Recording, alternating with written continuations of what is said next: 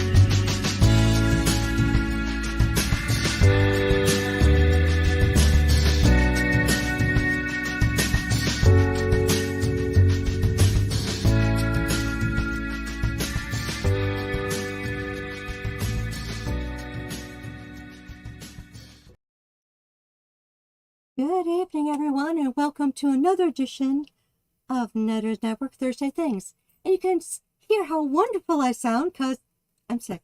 She sounds a little like Linda the Good Witch. Another good witch. Yeah. So Troy's going to be doing most of the talking tonight.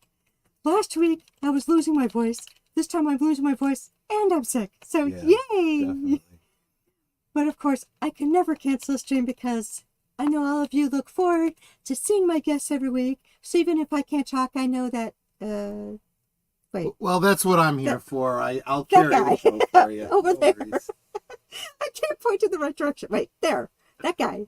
It takes getting used to the difference between where I am in reality as opposed to where I am on your screen, So and you in relationship to your camera. So to point opposite.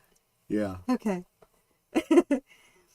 So, as I mentioned, Troy's going to be doing a lot of the talking tonight, but let me introduce him to you, because by some slight chance you don't know who my co-host is.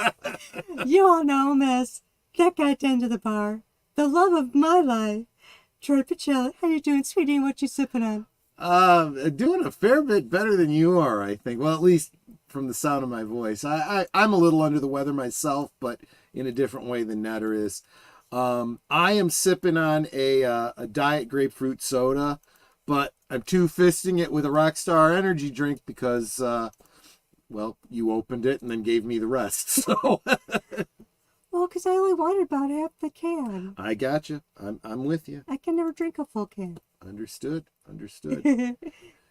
And if you mirror your image in StreamYard, pointing becomes easier. That's true. Oh. But then everything in the background is backwards, so the if you hold up a book or there's any writing or anything like that, it's all backwards. So Oh, and I'm sipping on a Waterloo sparkling water summerberry. So for anyone that's interested, this is really great tasting water, by the way. there you go. You can get it at Jewel and you can go to it at Walmart. There's probably other places too, but those are two places that we shop that I've seen it at. Now, without further ado, I'd like to bring in our wonderful guest for the evening, the Vagrancy Horror, also known as Christoph. How are you doing tonight, sweetie, and what are you sipping on? I actually have a local delicacy. We have an apparently invisible bottle of Rocky Mountain root beer. Rocky Mountain root beer. Okay. Invisible root Yeah. beer. It must be a Hogwarts thing. I guess. Yeah, no, it's a local drink here, and for some reason my screen just does not like it. That's I think you have to hold I it, have put not. your hand behind it. No. No? The problem is that he's got a green screen. He's using the green screen app, and what it does is it guesses where your outline is, from what I understand, I don't know very much about how green screen works. I know a little bit. Apparently, distances and lighting are key, and I just don't know enough about it. So one of these days, I may start doing some green screen stuff. I got some great backgrounds to use. I was gonna say, I thought there was a green screen one here. There is, but it's the same kind of situation. Unless you actually plan out the lighting in your studio, you're gonna have Well, it's okay. I can't find those it kinds anyway. of artifacts and so forth. But anyway, Good to see you, Christoph. I, you've been on my channel before. We've chatted and whatnot. I think this is a great opportunity for us to get caught up and tell people, how your journey has gone since. But Let's say hello to the chat first. let's say hello to the chat first. First up is Mr. Landau's Groovy Movies. Yeah, you were How you here doing, early. Good sweetie? to see you, my friend. And of course, we have Big Al Presents saying Welcome, hello to Big Al. everyone. Deleted Scenes giving us his salute. And of course, that Vagrancy horror guy saying hi. Yeah, Then that Torpicelli guy saying hi. yeah, just doing the greeting. Let's see. That's me. There's that Netter person. More Deleted Scenes. More Big Al. Connie Cleary Connie saying hello Cleary to and the little everyone. blue birdie. There you go. Good to see you. Jesse Guajardo. Welcome, welcome. And of course, Evelyn Hampton. Evelyn How you doing, Hampton. sweetie? Clap, clap. And I thought I saw... Samuel Proctor. Invisible root beer. I think the word you're searching for is stolen root beer. Okay. Possession is 9/10 of the law. That's right. Well, once it's down his gullet, I don't think they want it back. So Well, Yeah, I also have my think- wonderful Cthulhu Tiki, which is also invisible. Well, I guess Yeah. that makes more sense for Cthulhu. But there still. you go. Well, yeah, he's an eldritch horror, not quite just three-dimensional type creature. So there you go. Yeah. And my three-dimensional creatures, my 3D printed dragon that I did. Yeah, it's an Oh. incense holder. Yeah. So, You put the a incense little in the guy. top of his snout and yeah. it holds it. But yeah, I 3D printed this little puppy. I have a thing about dragons. DJ Scraps, my sound guy, he has a 3D printer, and he fiddles around with making little dragons and kobolds and stuff all the time. Awesome. So, yeah. So, I know this is a busy season for you, but and of course I follow you all year long, but as we start getting into this is what I consider the holiday season. The holiday season starts the end of September going into October, in my opinion.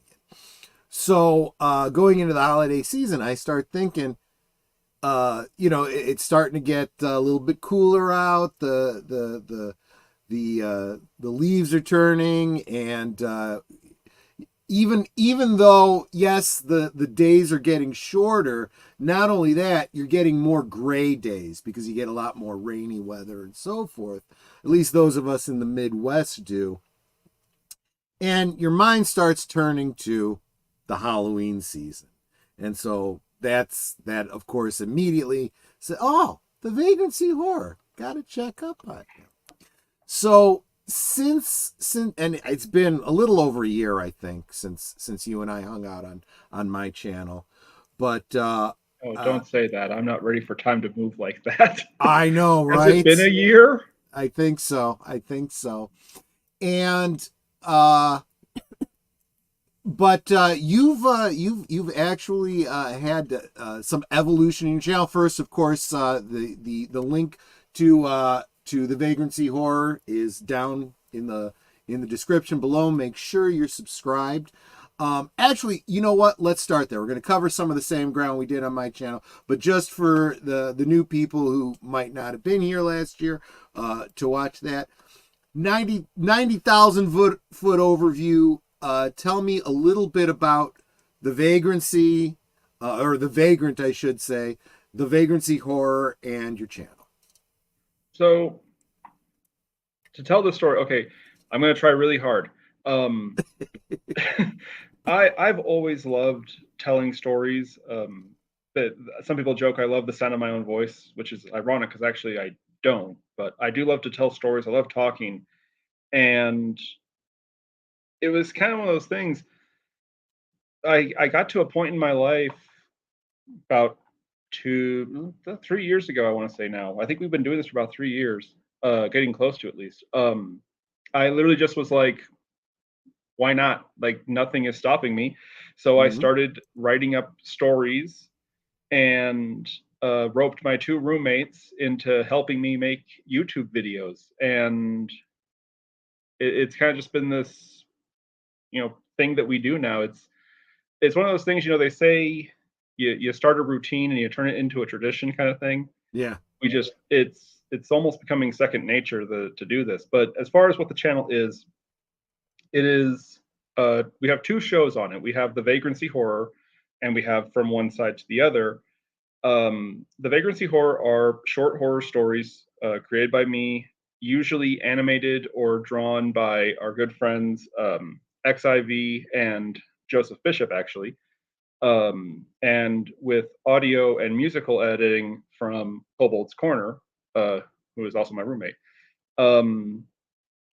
The Vagrancy Horror tells mostly eldritch horror stories, surreal monsters, things like that. And From One Side to the Other is mostly me actually rambling incoherently, but it's more in the vein of like Coast to Coast and shows like that, talking about just strange things. Just last night, actually, we did a show and it completely went off the rails. But yeah, you were all over the place last night. But you know what? I would say in a good way. The funny thing is, I swear to you, we were all sober. I've literally had people like, what did they do before the show? It's like, no, that was literally just us talking. Yeah. But we were talking about sideshows and clowns because we're celebrating. It took you a while to get to the clowns. It did. Okay, so here's the thing. We planned to try those barbecue sauces that we got at the Denver Curiosities and Oddities Expo. But the problem is DJ Scraps, he has to get up very, very early for his day job. And so we wanted to do that before he had to go to bed. Sure. So originally it was going to be talk about the sideshows, then the clowns, and then finish with the barbecue sauces. But we moved that up ahead so that we could make sure that everybody was conscious still. That's fair. when we were doing it. But good. I did like, there was one line you said last night that I just keyed in on it. You were like, just to show you that barbecue sauces can be good. And I'm like, yes, because I'm more of a rub kind of guy. I'm not real into overly sweet sauces, that makes it kind of messy and whatnot. Yeah. I like my meat to be meat textured without, slattered on and stuff. Every now and there is if used sparingly, I like Sweet Baby Ray's. It's not bad, but DJ still Scraps sweet. loves that one. Yeah, it's still sweet, and I don't like putting sweet on my meat. Like people do glazed hams with a lot of honey and stuff, and I'm like, I don't like that either. I want, I want to taste the ham. The only sweet that I will tolerate is that little bit of sweet in teriyaki, because it's not cloying, it's not overly done. Good point. Yeah, I like teriyakis. Yeah. But yeah, no, those sauces were actually really, really freaking good. Yeah. The Wolf Spoon, it didn't taste like barbecue sauce. It tasted like a chili. Oh. I think I compared it to Wiener Schnitzel. Nice. Which I absolutely love Wiener Schnitzel personally. It's funny because people were like, was that meant to be an insult? I was like, no, that's a good thing. Yeah. I love Wiener Schnitzel. Yeah. No, haven't been to one in years though, because there isn't any around here. And you had compared the show from one side to the other. You compared it to Coast with. Did I get his name wrong when I said it before? Is it Peter Norrie?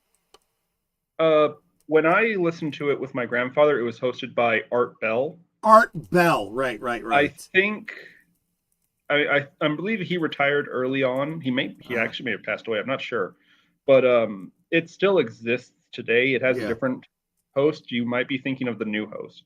Yeah, I'm not sure if I'm getting the name wrong, but so the other day I was talking about your channel on a stream. I don't remember if it was mine or a different one, and I compared it to Coast, and I compared it to here on YouTube, the Y-Files.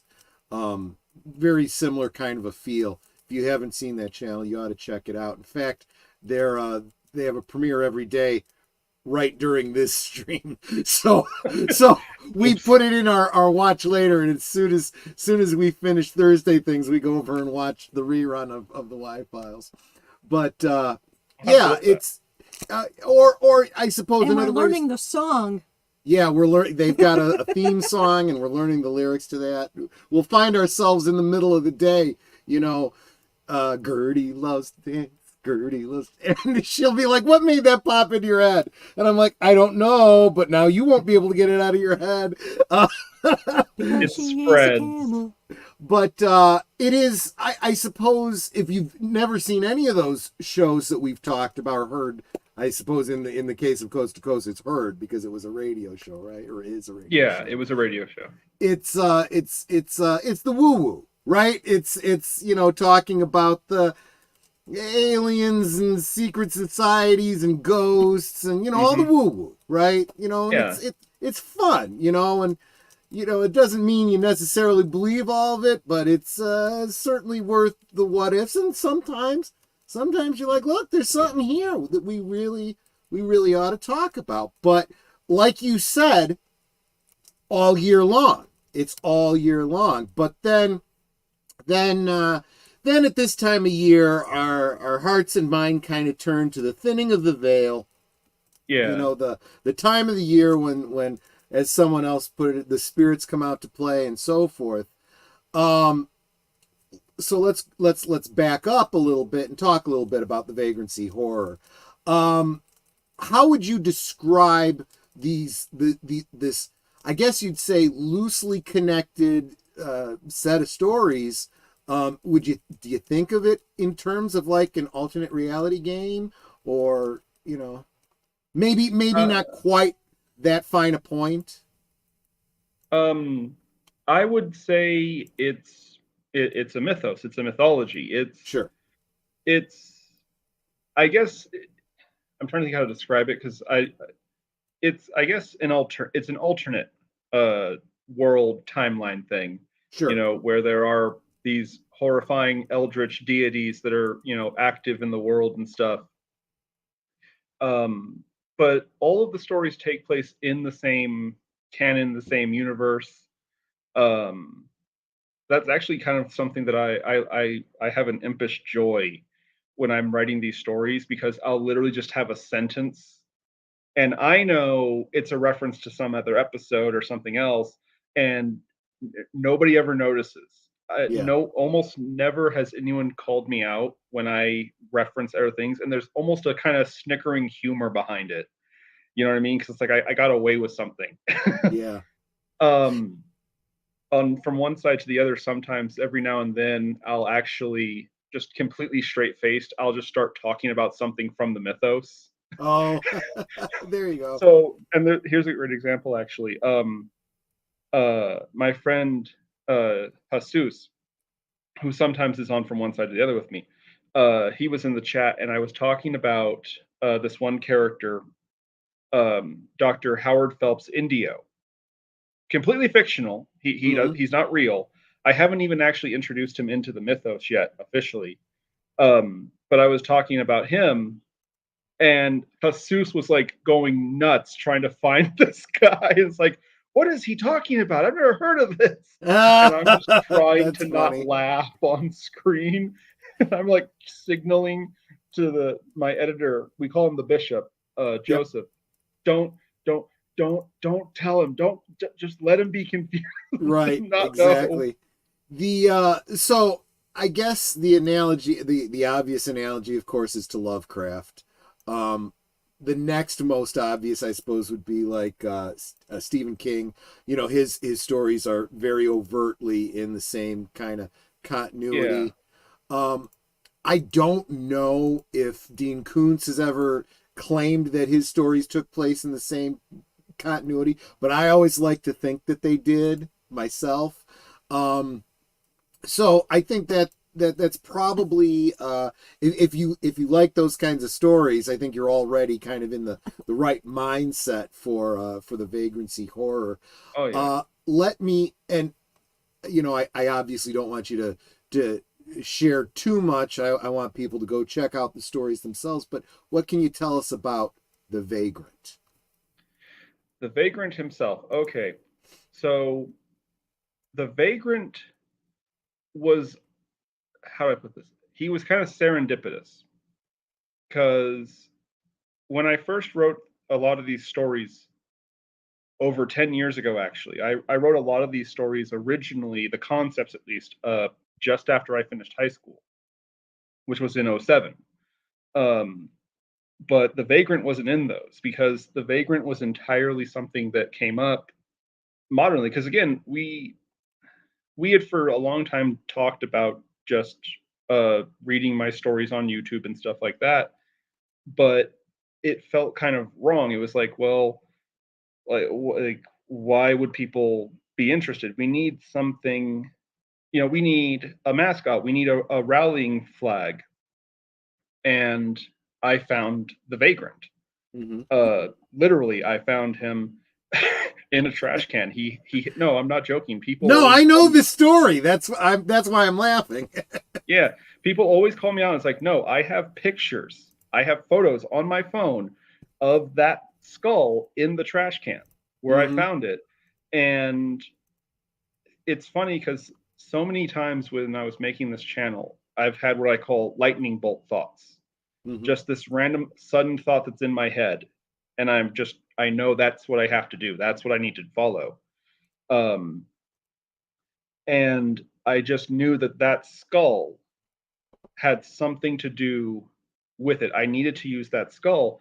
And we tried 1,000 different ideas for what to do. Originally, the Vagrant was going to be a puppet, Uh-huh. a puppet that we would film him sitting in a chair and just move slightly every now and then. Cool. And then it became a costume, Yeah. which was me holding the skull in front of my face with like 3 bed sheets over me. And it's just been evolving over time. But now, as far as in the canon, Mhm. what is the Vagrant? Who Mhm. is the Vagrant? He is the narrator. Right. He is the man outside of the sphere. He is an observer just like the audience, just telling what's happening.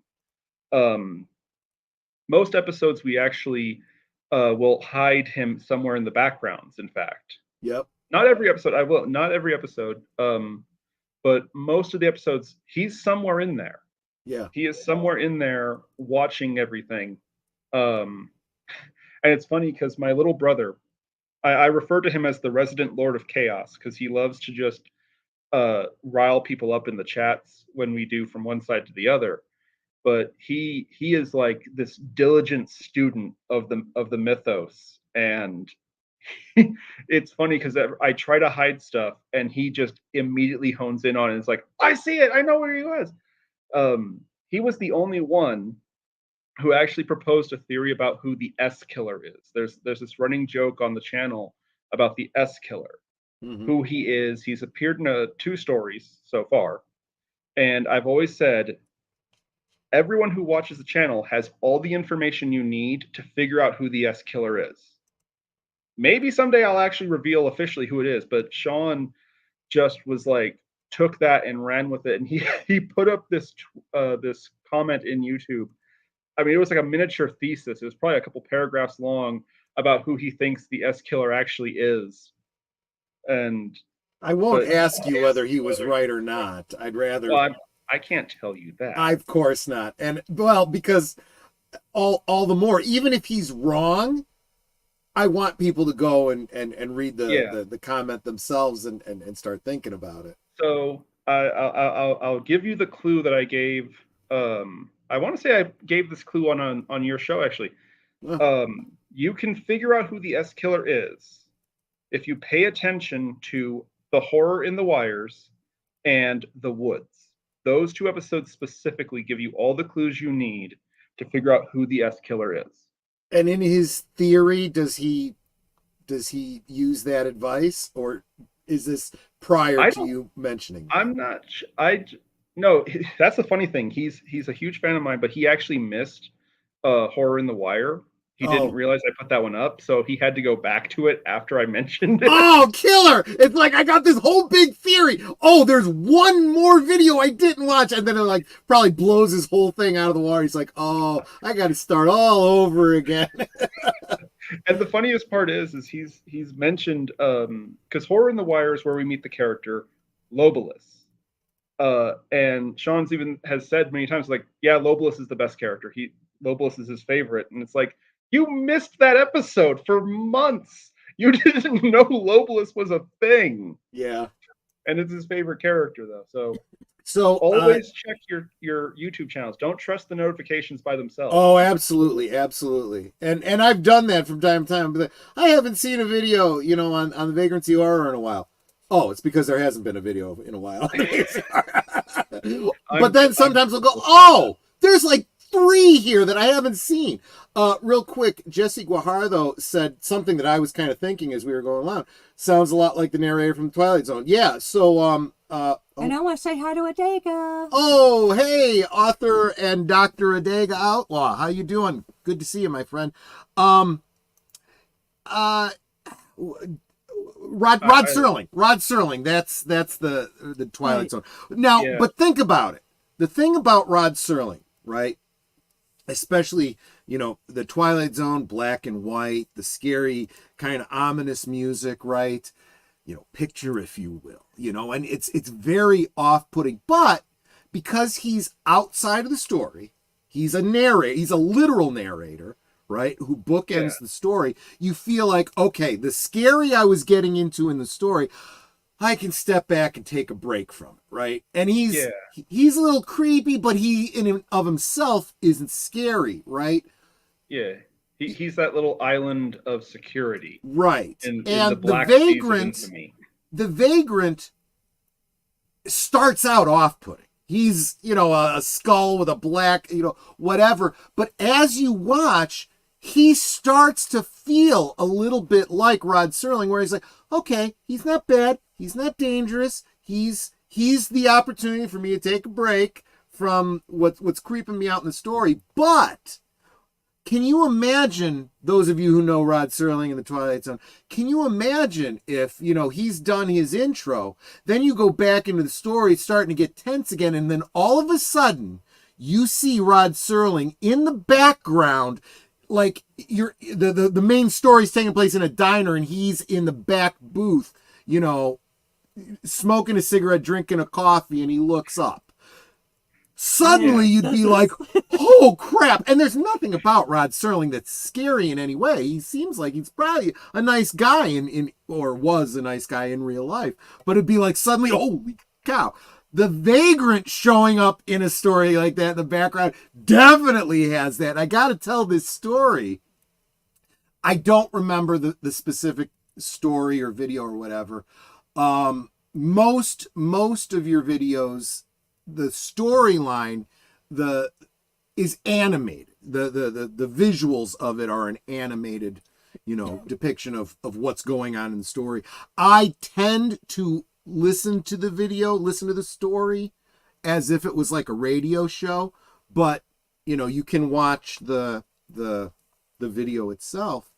And the one that I was watching was it basically takes place in a house, and it's dark, and there's lightning flashing outside, and I'm not looking at the screen. The screen is 45 degrees out from where I am. I'm facing my work computer as I'm working. So out of the corner of my eye, I'm seeing the flashing of the lightning, right? I turn to look, and it's like you're looking out the window, dark, dark, dark, flash, and there's the Vagrant right in the window for just a brief second. I nearly messed myself. I was like, ah! And I went to the comment section and said, son of a... And welcome, Jedi Bill. How you doing? You came just at the right time to hear me talk about scaring myself watching a video. I know exactly the episode. That was Dollar Jack. Dollar Jack was I guess kind of it was my tribute actually to old time radio shows. And so we kind of unapologetically, I wouldn't say imitated, we homaged the Late Late Horror Show with our good friend Dino. Because to be fair, I'm gonna be honest with you, I love old time radio shows. I couldn't tell you anything about them until I discovered the Late Late Horror Show, and I got to fall back in love with all those shows like yours truly, Johnny Dollar, and Escape and Suspense and stuff like that. And it's weird too because there was no prompt to it. I literally just wrote that story out and was like, yeah, this is what we're gonna do next. Yeah. And I'll tell you, for most series, there is that one episode that you look at and you go, this is the episode I want to share with my friends because it's the hook. For Doctor Who, at least new Doctor Who, it was the episode Blink. You get your friends to see Blink and you go, this is your hook. You don't need anything before, you don't need anything after. Watch this, and then if you want to go back to the beginning, you can. That would be, the episode for the Vagrancy horror that I would recommend to people. Although it's hard to recreate that specific experience I had. That's okay. Let people have their own experience with it. Troy, that's like the monster on the airplane wing in Twilight Zone movie. Absolutely. Well, that's interesting because Jesse says the Twilight Zone movie. You realize that's just a retelling of an original episode of the Twilight Zone that starred Captain Kirk himself. Yep. Shatner. Yep. Shatner was in the John Lithgow role from the movie. Yeah. Yeah. He was in the show version. He wasn't in the movie. Right. I think, was it? No, yeah, that's right. Yeah. Yeah. The episode was Terror 20,000 Feet. It was William Shatner, and then the movie's version of it had John Lithgow in that position. Lithgow, yeah. But real quick, you mentioned the vagrant actually scared you. Yes. So I was told, because they all went to the Curiosities and Oddities Expo, as they were walking around, somebody saw the vagrant and literally just screamed, "That's what's in my nightmares." Wow, that's the kind of thing you wish you could get on video. You should have been recording it, and they didn't. I know. Oh, yeah. That's the sad part. Is like from what I've heard. Evelyn corrected me. It was Nightmare at 20,000 feet, not Terror at 20,000 feet. Sorry. Yep. Good point.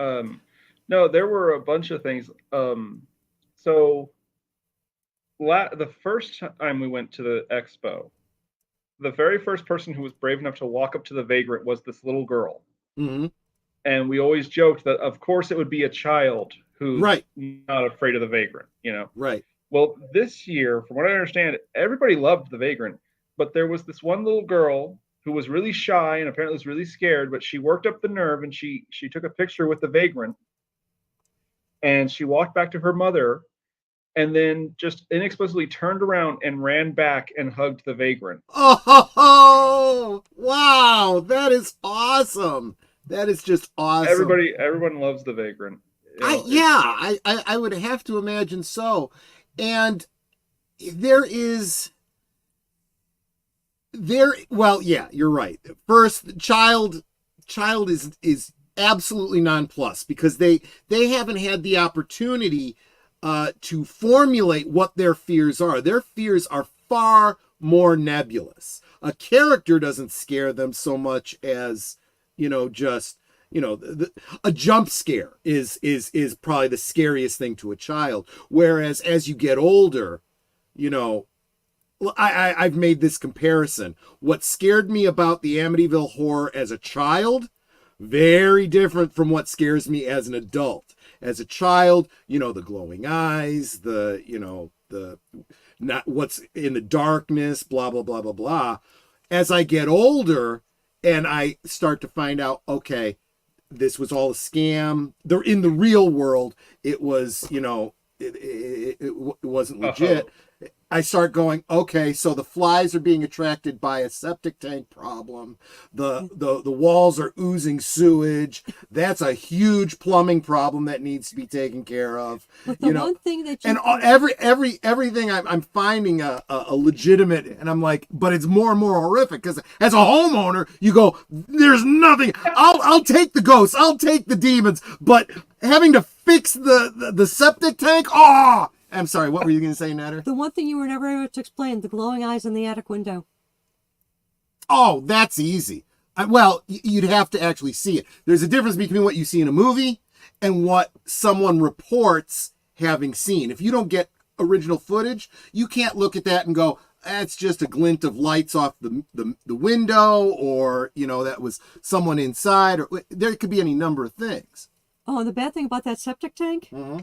it was a hole of hell in their basement. Yeah, that would be a whole hell Yeah. a bad septic tank, right? I'm not messing with that. Hmm. I'm sorry. I have Yeah, a go funny ahead. story actually about glowing eyes. Okay. This was back when I lived in Louisiana with my sister and brother-in-law. We heard some noise outside. Mm-hmm. Now, when you live in rural Louisiana Mm-hmm. and you hear a noise, you get a gun and you investigate. Yeah. It could be a lot of things, and all of them are bad. Well, so I'm standing on the porch with my sister holding this little BB rifle, trying to look scary, and we can see 2 points of light. And we think it's got to be a raccoon or something.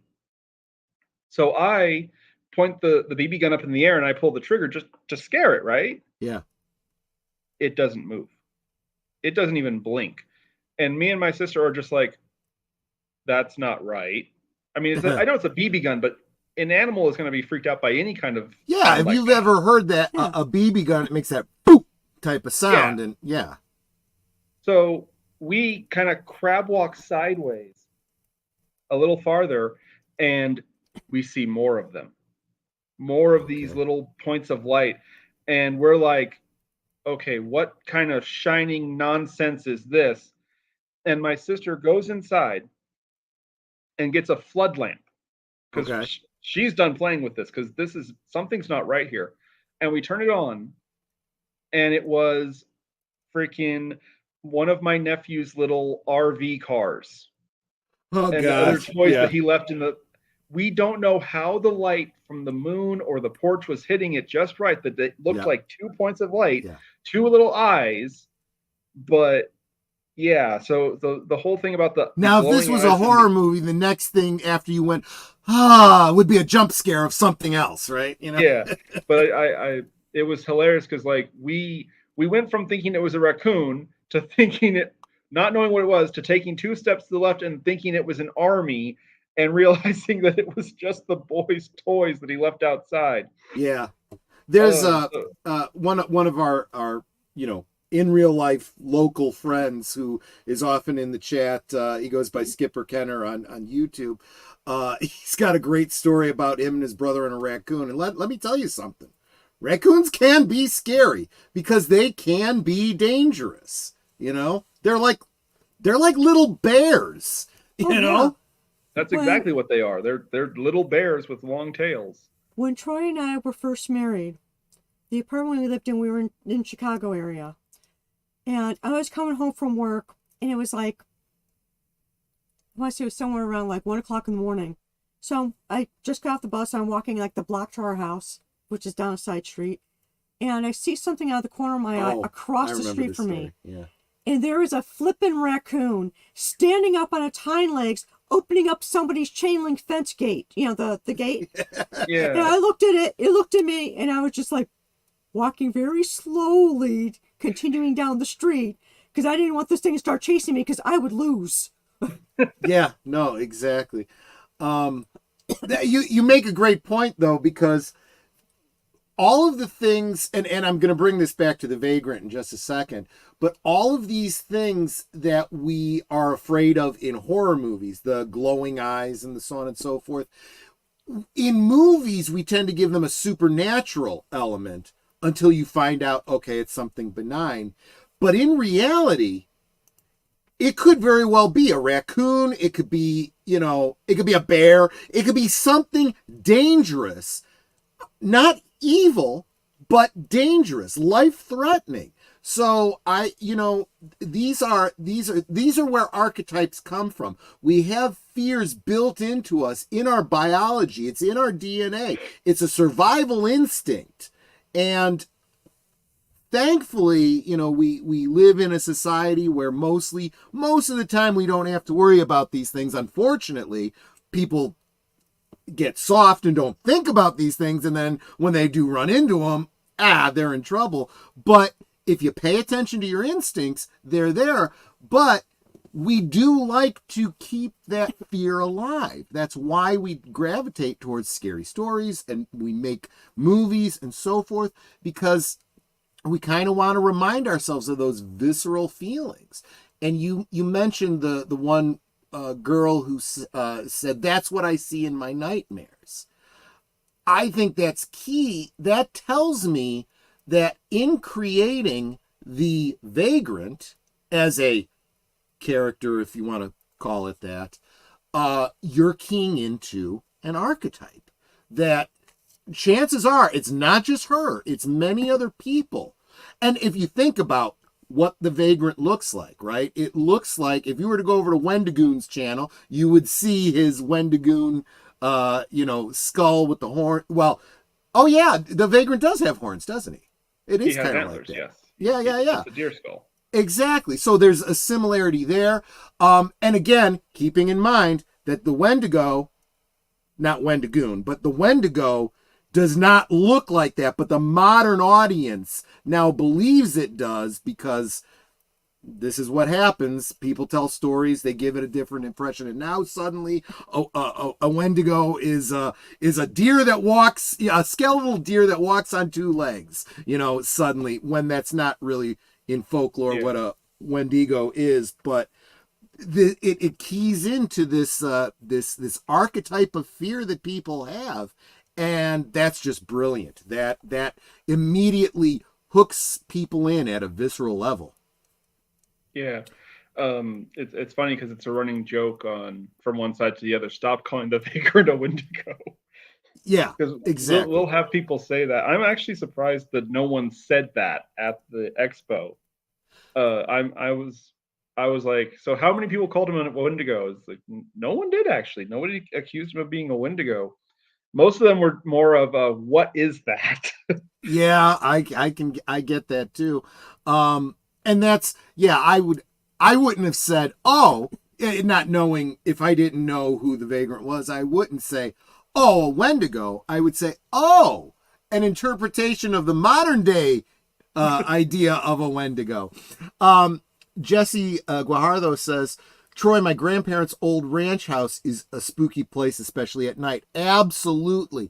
If you are a city slicker and you ever go out to, the shticks, a farmhouse, anything, you just aren't used to that dark, quiet, and let's face it, potentially dangerous. I mean, you got out in the rural areas, you got coyotes, you got wolves, you got bears, you got all kinds of things that come out at night, and they can be dangerous.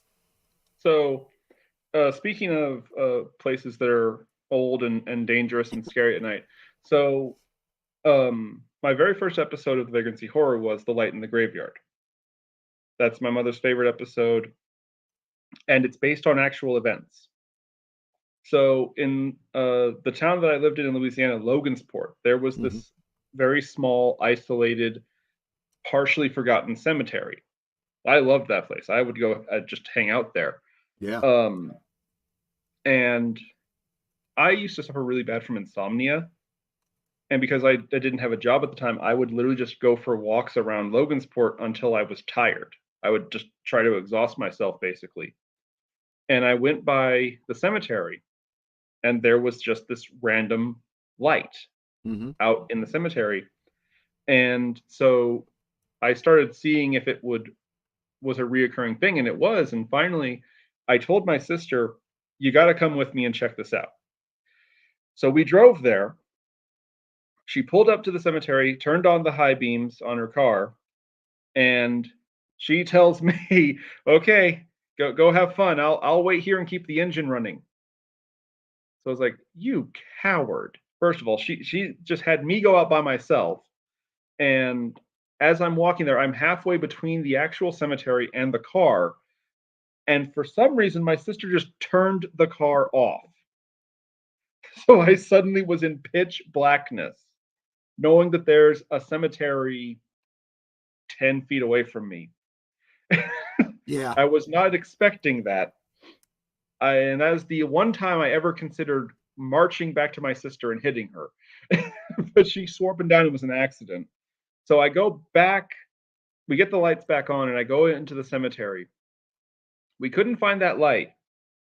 but I heard this noise because there were trees behind the cemetery. It led into a little wooded forest area. And I heard distinctly the sound of a tree branch snapping. Not like someone walking on it. I mean, like breaking the branch off of the tree. And I decided to Wow. just go back home at that point. I didn't run. I power walked back to the car, like, nope, nope, we're leaving. Something got a stick. Yep. Yep. But that was the what inspired The Light in the Graveyard, which turned into my mother's favorite story. She, I, it's funny. She doesn't like a lot of my stories because she says they're too violent. She doesn't Wow. like stories with monsters and people Sure. dying and stuff like that. And she liked The Light in the Graveyard though, because it was kind of it was my take on a happy story, I guess. Yeah. Uh, Um, you that story kind of reminds me of a local legend here that we have a so-called haunted cemetery in the Chicagoland area called Bachelor's Grove Cemetery. It's actually pretty famous. And one of the stories is this, seeing a light out in the distance. Not if you are in the cemetery proper, the light isn't in the cemetery, it is beyond the cemetery. Kind of like follow the light kind of a situation. yeah, And it moves around, and the legend is that there's this old abandoned house, but it moves around, and in reality it's not there, but there's stories about it, and I'll let people do their own research on Bachelor Grove Cemetery. There's some really cool legends out there. Netter and I have actually visited there. Yeah. It's pretty creepy even in the middle of the day. But what it is, it's really a very small abandoned cemetery that is no longer active. But there's a lot of real world history around it that's a little bit creepy. So And a anyway, lot of jerks that go to cemeteries. When we were there, yeah, there was a bottle of beer that somebody had placed next to somebody's grave. One of the guys walking around goes, "Hey, a beer!" Picks it up, cracks the top off, and starts drinking it. It's like, what a jerk. that's yeah, and then of course you find all the candles that people have been burning on people's stones and stuff. It's like, guys, yes, this is kind of abandoned and not kept up, but there's people buried here. Let's Yeah. kind of be And respectful. another person was picking up the coins that people had left by the graves. It's like, Yeah. really? Yeah. Is that what, buck and change really worth it? Yeah. Worth that much to you? yeah. I see. I personally, I love cemeteries. I love graveyards and stuff like that. We keep joking that we're gonna have to, because there's one not far from where I live now, actually. And I keep joking with my crew. You realize we're going to have to grab some cameras and like sneak in there and hop over the fence and like be there at the nighttime and shoot footage for like from one side to the other or something there. Yeah. And they all look at me like, no, that's a Yeah. federal offense. Yeah, no, that's trespassing, and that could get you into some serious trouble. But then again, some of the best video footage is captured by commando videographers. So, but no, yeah, we Netter and I one time at Halloween we went to our local library. There was somebody doing a talk. It's actually how we found out about Bachelor's Grove. Oh yeah, Martin Ricardo.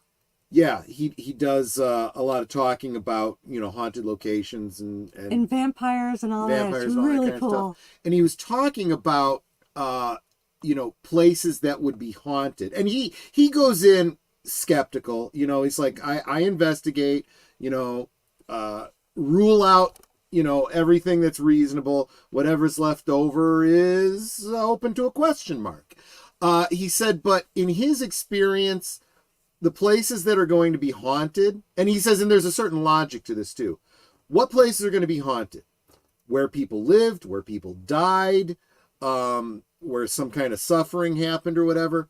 He says, I don't think of cemeteries as being a place to haunt. If you were a ghost and you were trapped here or you decided to stay here, would you hang out where your body's buried or where you died or where you lived? And it's like, yeah, that's a good point. Yeah. Yeah. The house that I grew up in Indio, California, was very haunted. We had lots of activity actually growing up. Troy. Uh, Oh, I'm sorry. Go ahead. I was gonna say my sister got attacked. I found cold spots all the time. Um, yeah. So, but thinking about it, yeah, I've never actually had anything paranormal happen in a cemetery, aside from the light in the graveyard, which, Yeah. to be fair, I still don't know what it actually was. So I don't know if you could say it was definitively paranormal or not. Right, exactly. Jesse said, Troy, the local college that I went to is kind of haunted given its history as a military fort, 1849 to 1946. Yeah, that sounds to me like a good candidate. Samuel Proctor said, my dad told me stories about him going home from his friend's house across the Pioneer Era Cemetery at night. Uh, he always bolted through. Yeah, look, open spaces, very dark. Yeah, the look. Why are we afraid of the dark? It's that's the survival instinct. The less you can see, you know, The more your imagination the more your goes. imagination is going to fill in. The more there could be out. If there's something dangerous out there and it's dark, it can get real close to you before you know it. That is a good thing to be afraid of. So when people say don't be afraid of the dark, yeah, you kind of should be afraid of the dark. But then not everything happens in the dark. Our house was built in 1968. Before our house was built here, it was all prairie. And our next door neighbor's house was actually built before ours. And then after that, there's a high school next to us that was built much, much later. Well, apparently at some point, I'm guessing this, in this prairie land, there were prairie type houses around here, pioneers, whatever, because this is Illinois after all.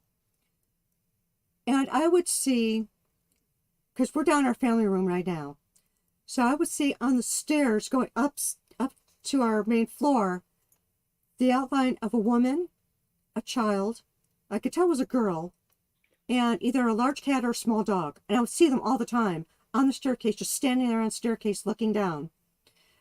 If I was sitting on our sofa, I would feel the woman caressing my hair.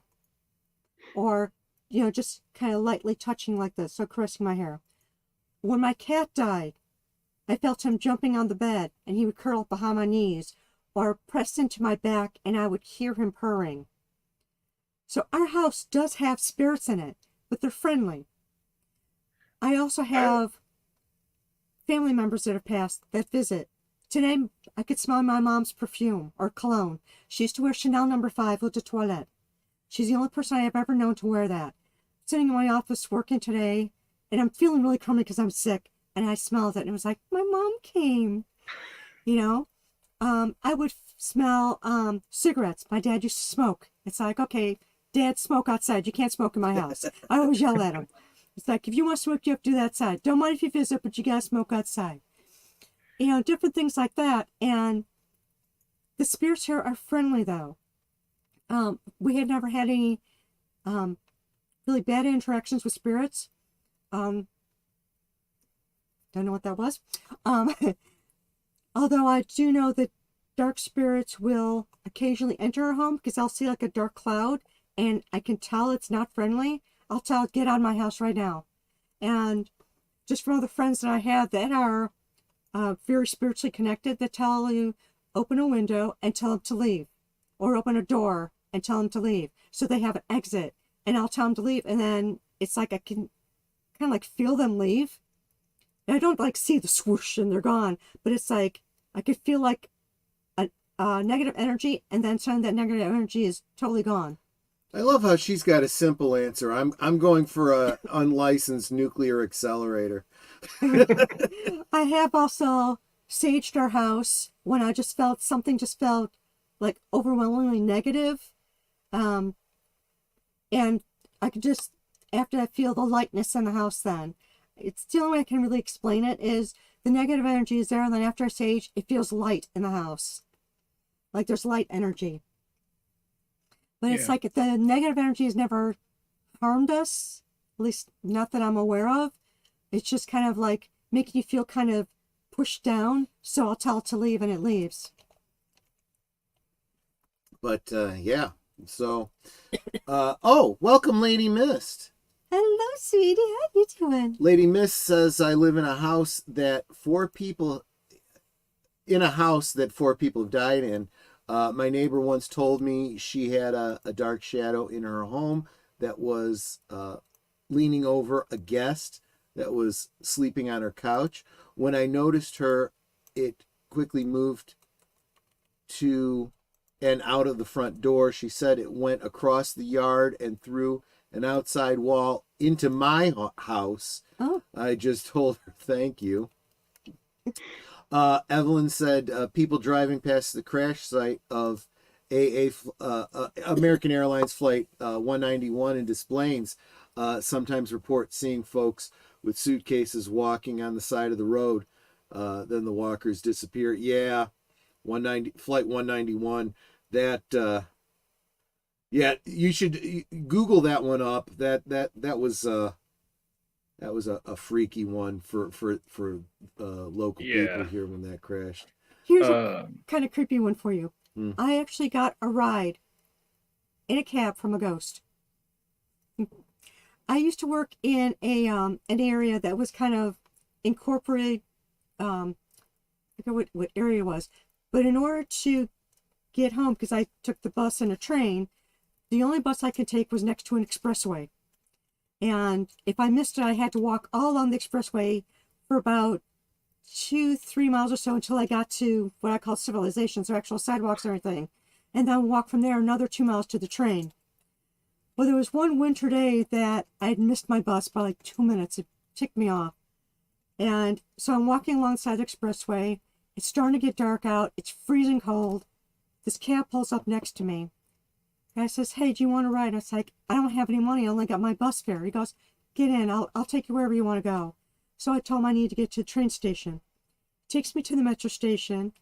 I get out. I thank him profusely because I couldn't give him any money. I didn't have any. I had just enough for my train ticket and my bus fare. And so I got out of the cab. I turned to look down the tracks to see if the train was coming. Turned back. The cab was completely gone. It was no more than like 5 seconds. It was gone. I got a ride from a ghost. And of course, someone was standing there. I'm like, "Did you just see the cab?" They're like, "What cab?" They're like, "What are you talking about?" I was in a ghost cab. But it was kind of cool. Yeah. So there's a running, I guess it's kind of, I don't know if I'd call it a running joke, but there's a running occurrence when we work on the Vagrancy horror. Almost anytime we're doing something, especially if it's something bigger or important, there's always a black animal that'll show up.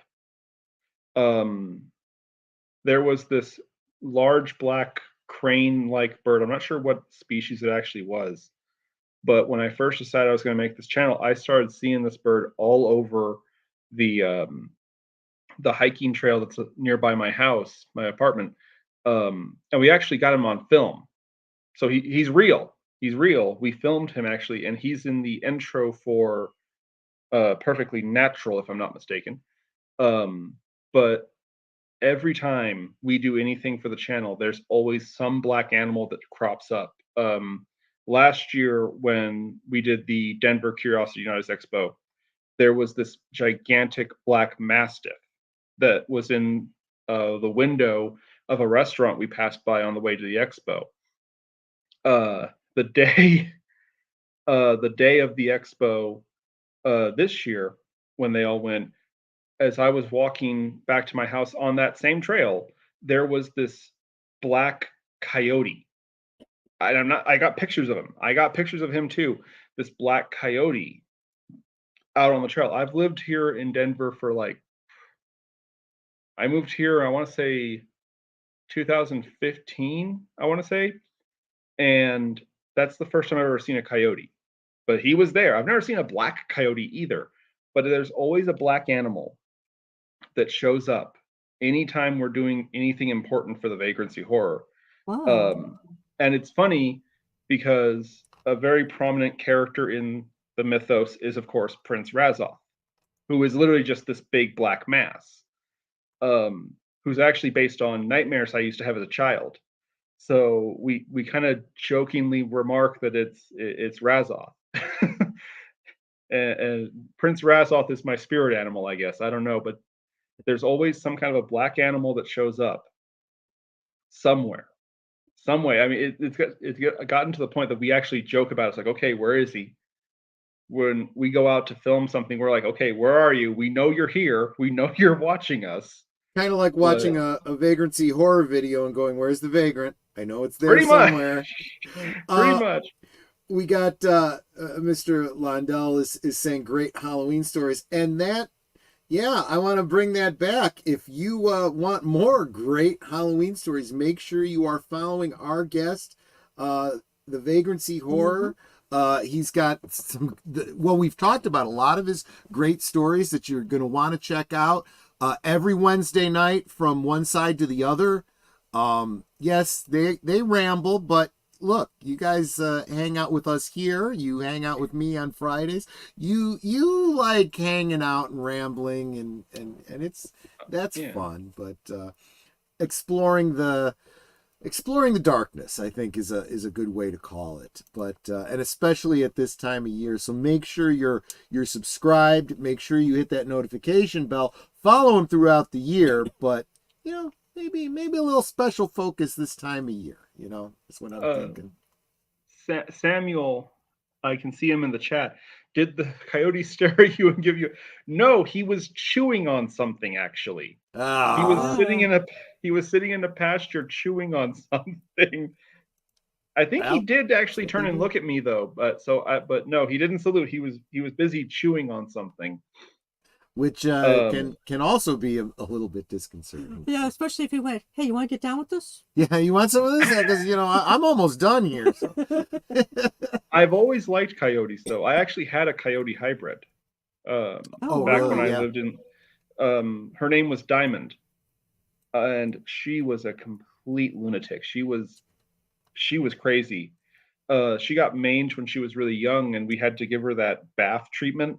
I personally think that traumatized her because she was a little puppy when we had to do it. Because she was never quite right. She was very strange. She had weird habits, and she actually had eyebrows. She would like cock her eyebrow at people and stuff. She was always thinking. And when I moved to Louisiana, I would actually use her to go hunting. Well, hunting, quote unquote. We'd run around and scare the tar out of squirrels and birds and stuff. But one time she actually got a bird. Wow. And here's the thing. I don't know how she did it. I was literally looking away, talking to somebody, and I just heard this bird go chirp, chirp, chirp, and I heard a crunch. And I look, and there's Diamond wagging her tail with these two feather wings sticking out of her mouth. Yeah. And you know what? There's only one response to that. Aw, good girl. You did it. She didn't want to give it up. Yeah. Oh no, of course not. Of course not. It's like chicken dinner. That's yeah. Oh, I miss that girl. That is fun note actually. Diamond, her picture was used in The Woods. The ending of The Woods, when they mention the pictures that were taken of the dogs, the first one, the white dog, that's Diamond. Oh, wow. Nice. The other dog that is in the pictures is my mother's dog, Itchy, who was an absolute terror. We called her Itchy B because we couldn't call her what she really was. We had to move the B. Rhymes with itch. Yeah. Yes. She was weird because you ever have those people in your life that for some you don't know why you like them. They're a bad person. They're a bad influence. They have bad habits, whatever. For some unexplainable reason, you still love them. That was Itchy. She was an evil, evil dog, and yet she was family still. I could tell so many stories about her. It's funny, we keep joking about how someday we're going to break down and do an episode of From One Side to the Other, just talking about my dogs, and nobody's going to understand what I'm blabbing about. But I mean, I could easily talk for hours about them because my mother was a breeder originally when I was a child. So I grew up surrounded by this huge pack of dogs, and all of them had personalities and stories to tell. Yeah. Oh, I just saw the mug. There you go, briefly. Well, when you tilt to take a drink, I could see the whole thing. But Yeah, but so go ahead. all right. I was gonna say I love this mug. This was a gift actually from my mother. I'm really lucky actually. I have the most wonderful fans in the world. It's funny because my mom, my brother Sean, and my dad Chet, they all argue over which one of them is actually my biggest fan.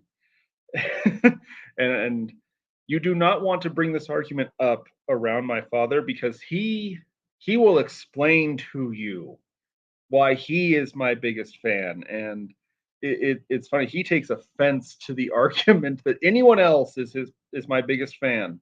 He takes offense to that personally, so I'm really lucky to have the people I have supporting me and stuff like that. And it's funny because I've mentioned that before, how my mom and my dad are my biggest fans. And I actually had someone say that's kind of lame though. It's like, well, I should hope my parents, are my fans and support me. What kind of childhood did you have that your I was mom just isn't gonna your biggest say, fan? what's really lame is when you don't have that kind of support. It's unfortunately common, but it is still very sad. It is. Yeah. That is the cornerstone. If you don't first have the people closest to you supporting you, but yes, please subscribe to the Vagrancy Horror. And honestly, just like all of our guests, subscribe to them because you will thank us later. If we like them, you're probably going to like them. So And then make sure you're still subscribed to them. Yeah. Yes. You got to go back a day or two and double check. It takes, I understand the desire to, okay, I'm just going to go ahead and subscribe and hit the notification bell and forget it until it comes up in my feed. Don't do that. Go the extra step, wait a day or two, and then go back and say, that Vagrancy Horror that I saw on Wednesday or on Thursday's show, let me go back and see, if I'm still subscribed. Then hit that notification bell again. Subscribe to the person. Do it on a separate tab so you're not clicking out of here. Yeah. Start playing one of the videos at least so that YouTube knows you're a real person. Yeah. Because they figure if and then go back and watch all their videos because that's why you're subscribing. That's the step that I think everyone forgets. Especially with the stories of the Vagrant, because they do tie together, and you wanna see them all, and they're in no kind of temporal order, right? So it doesn't matter what order you watch them in.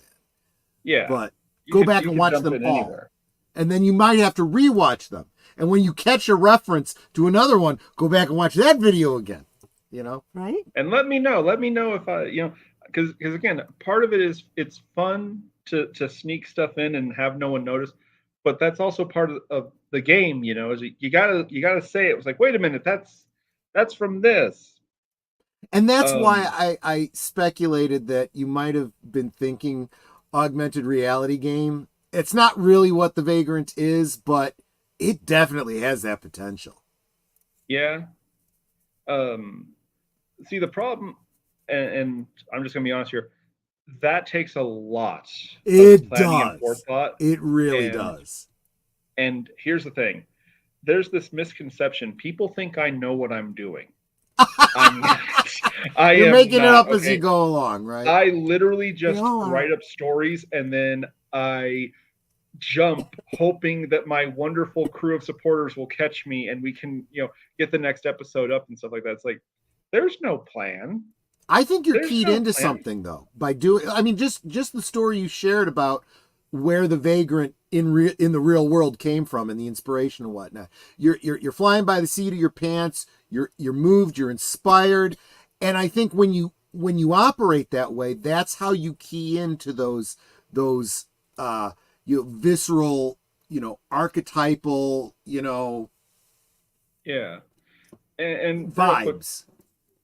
Yeah, and real quick, because some people don't grasp this, I'm going to say this. I unapologetically am a cultist. I love the things I love. I've had people make fun of, the Vagrant trying to be the Twilight Zone and stuff. It's like, that's not an insult to me. Yeah. Comparing me to the Twilight Zone, comparing me to H.P. Lovecraft, even Stephen King, even though there's a running joke that me and Stephen King are blood enemies, even King. Stephen King at this point is a blood enemy of just about everybody, for crying out loud. Yeah. Pretty much. But no, I have always been content to, die on this hill that no, the one silver lining, because I have plenty of flaws, but the one thing that I argue is great is that I am unashamed of the fact I have learned from great people. Yeah. I never met him, but I refer to H.P. Lovecraft as my master.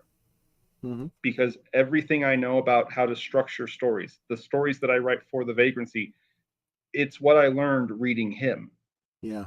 And so I call him Master Lovecraft, because he was. I mean, I obviously, spoiler warning, I'm not that old. I never got to meet him. Yeah. Yeah, exactly. But yeah, no, it's like, and that's something I think kind of bugs me with content creators, is everyone is so desperate to be different and unique and not like anything else before. And it's like, why would you not want to be like Hitchcock, for example? Right. Why would you not want, why would you not want to be like these people that inspired you and created things? My sister, when I told her I was going to do this show, she said, well, what's the end goal? What is victory for this, mission that you're going on? And victory for me is for someday, and this will probably be long after I'm dead and gone. I know this. I know how this works. I know how being a writer works. This won't happen in my lifetime, I guarantee it. But someday, when people list off Edgar Allan Poe, H.P. Lovecraft, Alfred Hitchcock, I want Christoph N. Chester to be on that list. There you go. Not to replace them. Absolutely not. I want to join them. Yeah. Because the whole reason I have any of this background, this show right now, last night, the most recent episode, it's all because of them. And I want to stand alongside them. Yeah. And there are these people who just have this fixation that they have to surpass and replace. I mean, we've seen it with all these bleepity bleeping reboots and reimaginings and stuff like that. And it's like, no, that's not what you should be going for. You know what I mean? I don't want to replace anyone. Sorry. Right. No, that's especially, I think we started out talking about, the comparison of the Vagrancy horror stories to like the Twilight Zone. And I think that's important. Yes, that was an inspiration. And you even mentioned the one episode very much inspired by, radio dramas and so forth. That inspiration is important, and there's a nostalgia for that thing. It's like, I miss that. I want to do something like that to keep that idea alive, introduce a new generation to it. If you have never seen the Twilight Zone because you're a youngin', and someone says, oh, that Vagrancy horror, it sounds a lot like Twilight Zone. What's the Twilight Zone? Well, go check it out. You got the internets, Exactly. And that's all good. You reference Master Lovecraft. He was very much of this mindset of, I'm creating this lore and all these interactive stories, and he encouraged other writers to write in that lore, and it was not, a competitive, mutually exclusive thing. It was an interactive, shared thing. We actually talked about him on an episode of From One Side to the Other, because we were talking about H.P. Lovecraft and Edgar Allan Poe. I actually read The Raven live, so go back and find that episode. But no, it's funny because Lovecraft and Poe are always compared to each other. And what's funny is I argue they were actually opposites. Yeah. Because Poe, look, I love the works of Poe, but the truth is, he had very few friends. He was a very controversial person back in his time. Yep. We love him now. Yeah. Nowadays, everybody loves him. Lovecraft was the opposite. Lovecraft had this huge cult of friends, and he often would ghostwrite for them. Yeah. Or he would give them prompts. He was kind of unofficially a teacher to them. Mhm. The most famous, of course, is probably Frank Long, Mhm. who he worked with very closely. But over the generations, people have come to detest Lovecraft because a bunch of jagoffs with too much time on their hands on Twitter decided to try and paint him as this horrible monster when they probably couldn't tell you anything about him, actually. You But know, it's it funny because now we're living through a bunch of people spewing on the internet exactly the kind of things they condemn him for, all because of whatever's going on throughout the world. And it's like, you're doing exactly the things you're condemning some old writer about. yeah, and look, Master Lovecraft doesn't need me to defend him, but I'm going to say this: people take so much for granted in this modern world. They don't understand what he lived through and what made him say, yes, those ugly things that he said, and then later repented and actually said he was wrong. He actually regretted it quite extensively. Um, but no, it's like they're so ignorant and it's annoying. You know what Yeah. I mean? Because they never want to shut up about it. Yeah. And it's gotten to the point it's almost when I call him Master Lovecraft, there's a part of me that almost hopes it ticks off somebody. You know what I mean? It's like if you're really offended by this author who existed almost 100 years before you were born, you know what? You deserve to be insulted and offended. I'm Yeah. sorry. That's the ugly truth. You And, can't and listen to Flight of the Valkyries without somebody going off about Wagner and who liked Wagner and whatnot. It's like, you know what? Sit and spin. yeah, exactly. Like, the grown-ups are talking. Go away. Yeah, exactly. But yeah, No, it's I get you. yeah. Real quick, I want to share because we got another story here in the chat. Lady Miss said, the neighbor on the other side of me running up to my front gate yelling for me she never had before came to my front gate, always talked over the fence in the backyard. She was in a panic telling me to go check on my mom. She thinks uh, She hurt in the backyard. yeah. I just told her I just left her and she's in her room watching TV. She started yelling, panicked, saying no, she can hear someone crawling on the ground crying for help in my my backyard garden. I went and looked, but nothing, and no one was there. No one will come in my yard anymore now. Yeah. Ooh. Wow. Well, so there's an upside. Nobody comes in your yard now. Yeah. But you I mean, that sounds like a story to be told. A ghost that haunts a property, not to scare the homeowner, but to help protect the house, like a guard ghost. Scare everyone else away. Exactly. If I ever So have a house, I'm gonna put up a sign saying "Beware of guard ghost" now. there you go. There you go. You can have that one for free in the spirit of Master Lovecraft. Christoph, I think we've talked about where your channels come from, and we've kind of talked about where it's going. But in the very immediate future, do you have anything specifically in the hopper that you want to talk about? Well, currently we're trying. Everyone's gonna say I shouldn't talk about this because it's not in our hands right now. But we're really hoping we can actually get another episode up by Halloween. Maybe post it like the day before of or on Halloween itself. Um, but we always have the weekly shows from one side to the other. Um, Beyond that, honestly, I'm gonna just pull the curtain back. There is no plan. There is just doing whatever I can and trying to push for the next thing. But I will say this: the next episode of the Vagrancy Horror, so the last one we had that we put up on the 7th, if I'm not mistaken, was actually set in medieval times. Mm-hmm.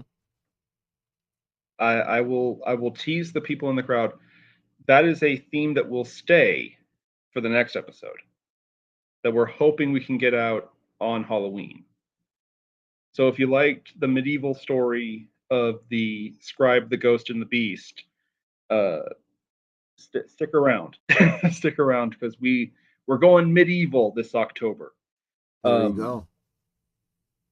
but we also, so people who have been following the channel, the last couple stories we've They have all pertained to the Encampus investment firm and the town of Peaksport.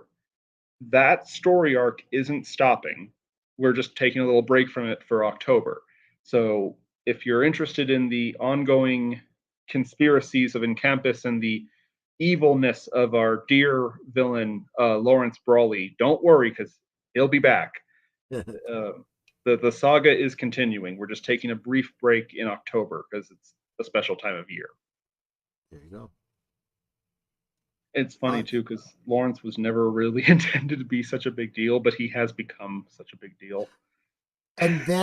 And therein is, I think, the best argument for your style, your seat of the pants, make it up as you go kind of style. Because if you had it all planned out, you would miss great opportunities like that. You know, see where it takes you, and you also have the benefit of there is a somewhat interactive element to it because you get the comments on your videos. They could get you thinking.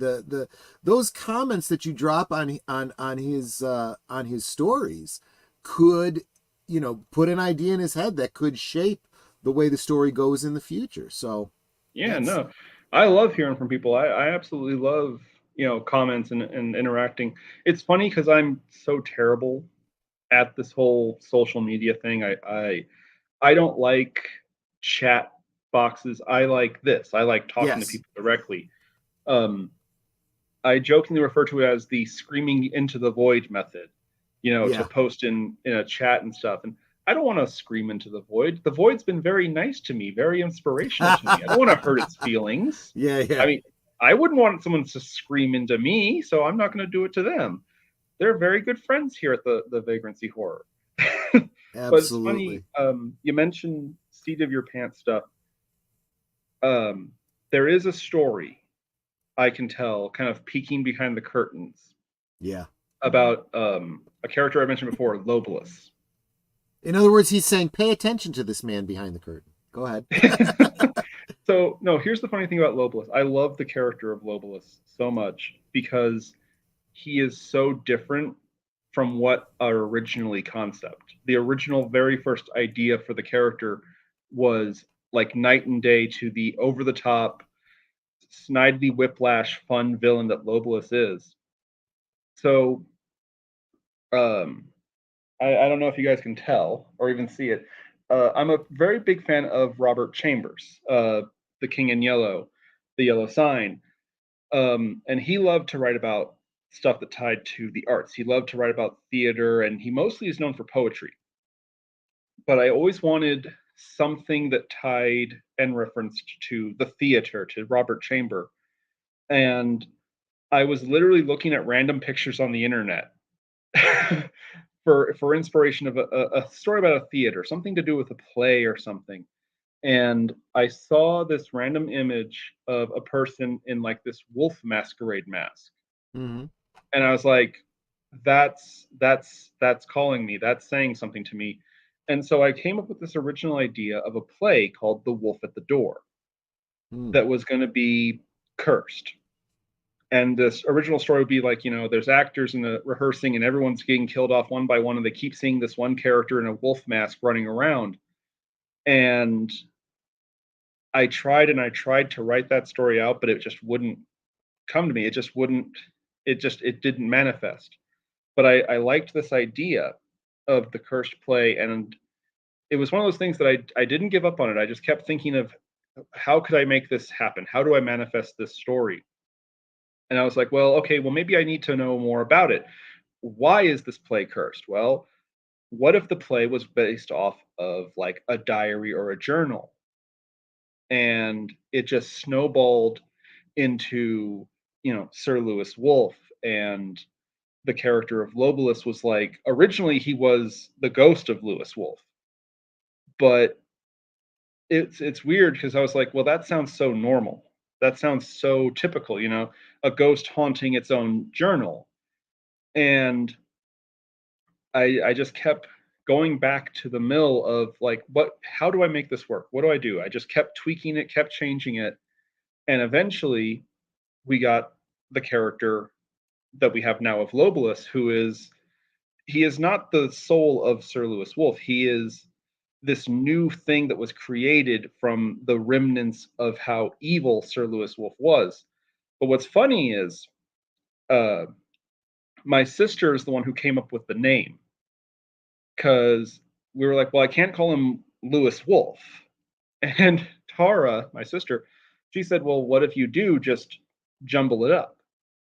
And so he became Lobo, which is wolf in Spanish. And we just took the tail end of Lewis, which is is, and became Lobolus. But it's funny. I love that character because he's evolved so many times and so many changes were made to that character. But I just refused to let it go. It was like I just knew that this character, whatever manifestation it finally evolved into, I wanted him and I wanted to keep him. And it's always something that I've really been kind of proud of to an extent. Plus, the character is just fun to work with. um, I write very strangely. I don't say I write a story. I say I direct it, because 9 times out of 10, when I'm typing up these stories, it's not so much just writing what happens. It's me thinking, well, what is this character going to do? Why is he doing this? Why is this character this way? And so on. And so I always joke that I don't have characters I write about, I have actors, and I direct the story. And Lobolus is just so much fun because he is unapologetically evil. He's just mean. And it's kind of fun to actually manifest that character. But what's even funnier is his voice. I actually played Lobolus. Um, I actually used a voice that I made up when I was doing D&D. And That's a little creepy. we called that character the Tall Man, Oh, because he was a cursed being, and basically he was completely forgettable. So no one could ever remember his name, and they just referred to him as the Tall Man. And he was kind of the antagonist of the D&D game. And particularly, I loved to pick on Jesus. So when we made the Horror in the Wire, I needed Lobolus to sound different, and I can only do a couple voices, but one voice that I can do at the drop of the hat is doing the Tall Man voice. So I used that. And what's funny is later, Jesus actually sat down and watched the Horror in the Wires. And the second that Lobolus started talking, I just saw Jesus's eyebrow poke up like, wait a minute. He recognized the voice. It was like, oh no. yeah. But I love the character of Lobolus because he has snowballed and changed so much, you know.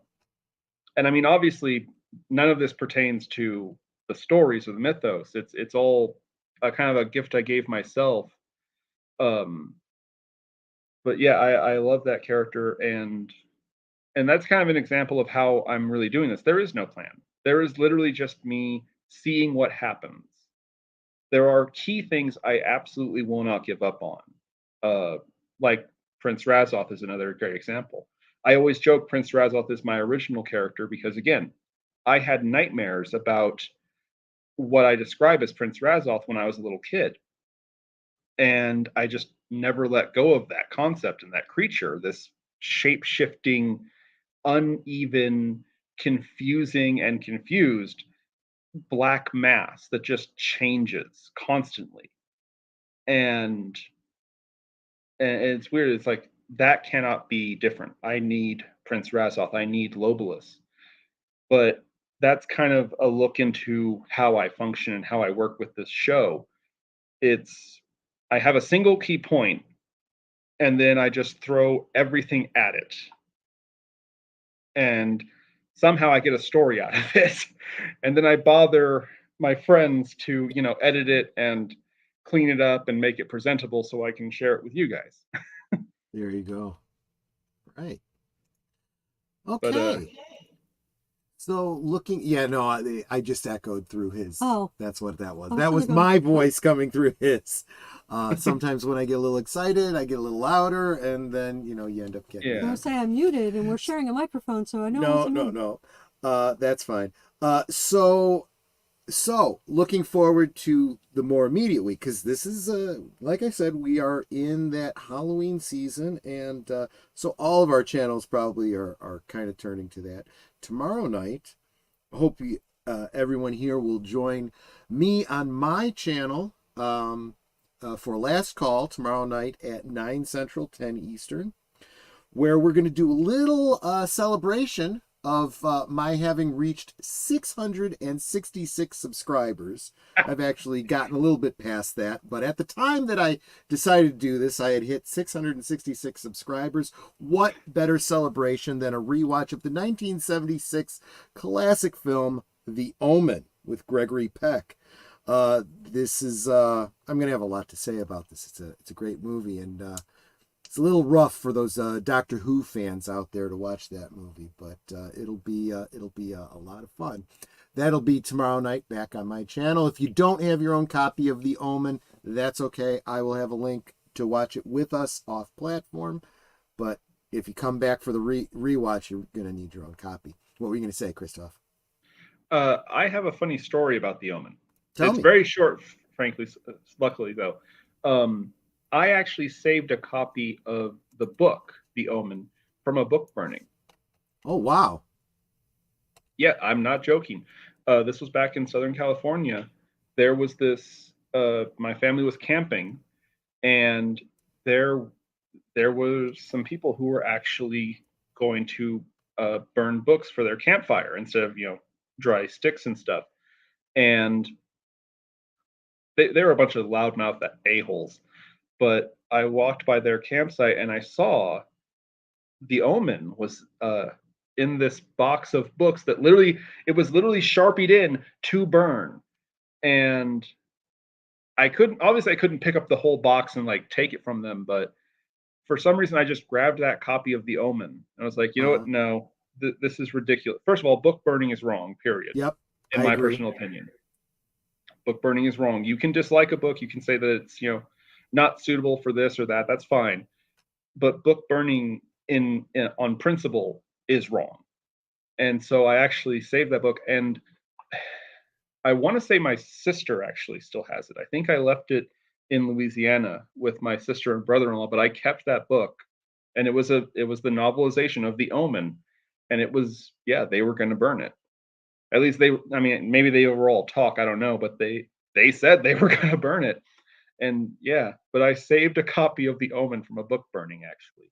I at one time had a slipcase, what do you call it, collection, the three novelizations of The Omen.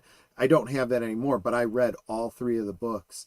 Are you sure? I'm pretty sure we have that on the bookcase upstairs in the No, library. that's Lord of the Rings. I got the three Lord of the Rings And now I'm going to books. have to go And look after this is over because I'm yeah, pretty sure we got all of them well, if together. you can find it, great, because I'll reread it. But yeah, yeah, books. And let's face it, even your favorite movies, find the novelization of it. It's probably going to be better. There's going to be more story there. Yeah. A lot of people who think they've seen, you know, oh, there's this scene in Star Wars. It's not in any version now. No, what happened was you listened to the radio drama, or you read the book, or you had the storybook as a kid that had a still of that scene that never actually appeared in the movie. Hmm. But My that's grandfather had tons of those. He loved Star Wars. there you go. He even claimed that he actually had one of the concept scripts from Return of the Jedi. May have done. Who knows? There was Well, stuff supposedly like there that were. going. There was stuff like that going around at conventions for a long time, and And you never knew if it was legit or not. yeah, but I mean, it's funny because in the case of Return of the Jedi, there's some credibility to it. Could have been real because I mean, there were a lot of script concepts. Uh, Harrison Ford himself, didn't he write like half a dozen different scripts himself because he wanted to get killed off? Wasn't that Harrison Ford? I know that he had said he wanted to get his character killed off, but I don't know about him writing scripts. He may have done. And, one could argue that both he and Mark Hamill definitely contributed to the scripts because they were constantly rewriting the dialogue and saying, George, we can't say these lines. This is terrible, Yeah. But yeah. So tomorrow night, I hope you guys will come hang out with us, celebrate 666. I'm expecting to have a couple of guest bartenders. Don't want to say who because they may or may not be able to make it, so I don't I'll want be to. there. I know you will be there, with or without a voice. You'll be there. That means I can't scream. Well, it's not a movie really for screaming. It's not a screamy type movie. It's a little bit more, vagrancy horror-ish, where you kind of end up with this low-key dread, and well, you should. Real quick before we go, you mentioned the low key dread and stuff. I was on Tea and Telly with Maria, and she gave me one of the Who may greatest be around compliments. tomorrow night, just saying. She gave me one of the single greatest compliments I ever have gotten. She mentioned how she watched Perfectly Natural, Mm-hmm. and she realized 15 minutes after the show was over, after she had stopped watching it and was doing the things, her heart rate was still elevated. Nice. And it's like, that is exactly, how it should be. So that's like one of the best compliments I've ever gotten. I almost gave her a heart attack. There are three things that get your heart rate up. Besides exercise, obviously. There is horror, there is comedy, and there is sex. And we love them all, and they stimulate all the same places in our brains. So, yep. If you're going through a dry patch, folks,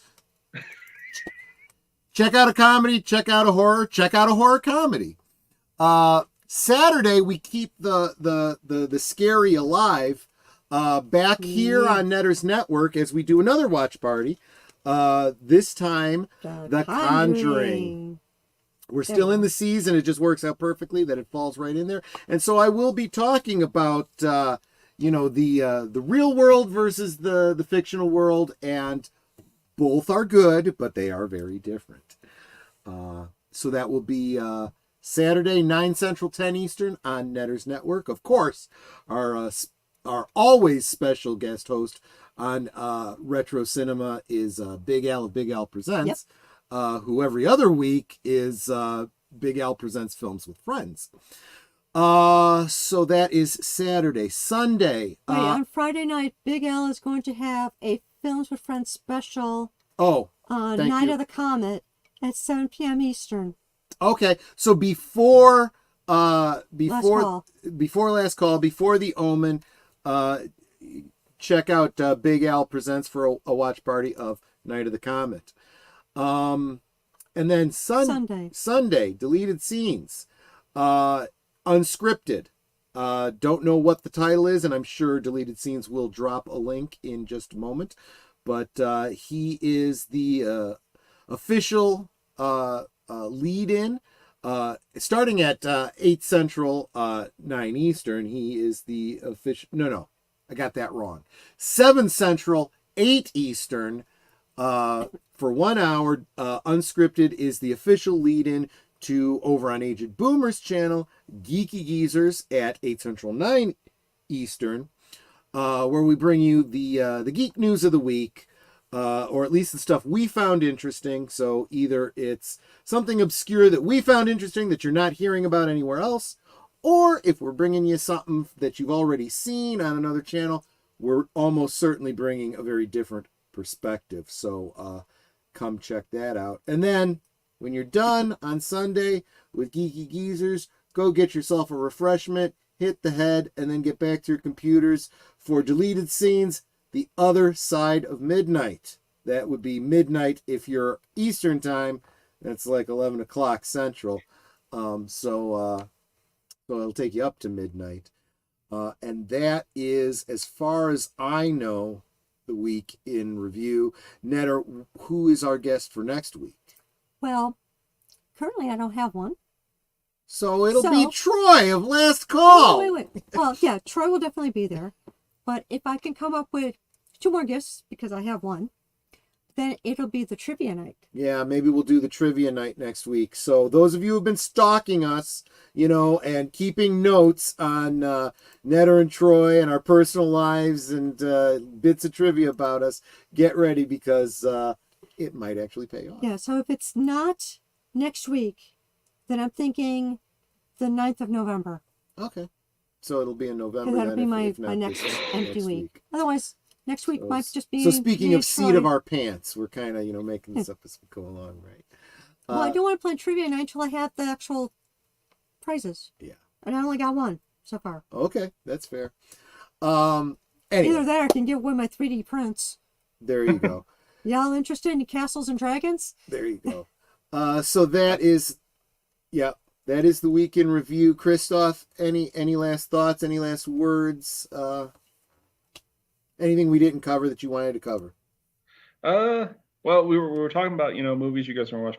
Real quick before I go, if you have the ability to, you need to watch the Universal classic, The Invisible Man and The Creature from the Black Lagoon. No particular reason; they're just damn good movies. Yep. Which I have that whole collection of the Universal monsters on DVD, so I'm ready to go with that. No doubt about that. And there we go. And who's your question to? Girls random thoughts. He wants to know if we're still on for Sunday, so I'm asking, is it Poltergeist 2 or 3? Because I'm in for 3. Because remember, Netter actually appeared in Poltergeist 3. So Really? Yes, she did. And There's, Gorilla Random Thoughts is doing a weekly viewing of the various Poltergeist films, and Netter said that she'd be a guest on his channel for obviously the one she was in. Poltergeist 3, yeah. So. There's the scene where the aunt, the aunt just got the kids to their ride to go to school, and then she's going back into the building, and she's going up an escalator, and she turns off into an art gallery. I'm right behind her on the escalator. Yeah. But I don't look like this. I have really, really short, dark brown hair. I'm wearing a long sleeve pink blouse. Leather jacket. No, I'm not wearing a jacket. Oh, you weren't wearing the jacket. That one. Right. Gray pants, and I've got a black jacket over my arm. Right. There's only one version of it where where a line wasn't given to me. It was just something I just happened to say when I got off the escalator as I'm walking across to another store. I said, "Oh, what cute baby clothes!" And there's only one version. And you know why that was taken out, because they don't want to pay you for it. Now, as an extra, I would have been paid. Well, I was paid to be an extra anyway. But I mean, for a line, they may have paid me like another $50. But since they didn't actually say, you could they didn't argue owe me anything. when they released it on DVD. Oh wait, I deserve residuals. I wasn't an actor. But there you go. But Saturday. Okay. So Poltergeist 3 on Sunday. Yes, I will definitely be there. Gorillas Random Thoughts. And Mr. Lundell, Saturday at 3 Central, is streaming Bram Stoker's Dracula. So cool. Also worth checking out. Oh, and Mr. Lundell, if you can find it, well, if you can't and you're interested, let me know. I'll hook you up. But there is a fan edit of Bram Stoker's Dracula out there called No, It Really Is Bram Stoker's Dracula. The tagline of the original Bram Stoker's Dracula is Love Never Dies. The tagline of the fan edit is Love Never Was. And it literally edits it down to take out all the goofy reincarnating love story that had nothing to do with the original Bram Stoker's Dracula. Makes it a little bit more succinct story. So very interesting. But yeah, check out Mr. Lundell's channel this Saturday for Bram Stoker's Dracula. Evelyn said there should be films of another video so we could see her on the silver screen. Well, that's hard because Poltergeist 3 is the one you could absolutely freeze frame and see her. She is on screen. She's in red heat, but there is no human way you can freeze frame and zoom in and see her. She's literally on a TV screen in the background In a bar. in a bar. third Yeah, dock there's on the no left. way Yeah. you could know that was her, because the whole thing was, it was a deleted scene, really. It was, she was sitting behind, was it Peter Boyle? No. I was like for here in this section, and then like maybe 8 or so seats over was Peter Boyle, and I forget the other actor he was talking to. Yeah, so she's kind of in the background of, focused on the Peter Boyle's character in the bleachers of a ball game. If they had done that scene, she'd have been in it fairly prominently, but it's not. It's instead on a TV, in the background, so you can't see her. But yeah, that would be kind of cool. Anyway, that's and that it. might be one of the trivia questions. That's a good point. Absolutely. So make sure you're taking your notes. We're encouraging our stalkers. There's a whole lot more in that movie that makes the Bram Stoker's in the title false advertising than just the reincarnation. Oh no, you're absolutely right about that, Samuel Proctor. That's just the most egregious, and that's the one that he kind of focuses on. But if you can find the fan edit, there's also, the cover art, and it goes through literally what scenes were taken out and changed, and stuff like that. So Yes. Okay. yes. That's it for you. That's it for you. And of course, my closing. Yep. Y'all know what I always say at the end of every stream. We can talk amongst ourselves. Well, I'm having trouble talking right now, but we can talk amongst ourselves, and that's all well good and fun. But it is so much more fun when you guys are joining us in the chat, and you're dropping your comments, questions, trivia, being goofy, whatever it may be. And it doesn't feel like we're separated by miles or continents in some cases. It feels like we're all hanging out in the same room, enjoying each other's company and having a great time. And you aren't just our friends. You are our family. We love you guys, and we appreciate you so very much. You can be anywhere right now, and you're here, and it's so encouraging. So thank you again for being here, and we will definitely see you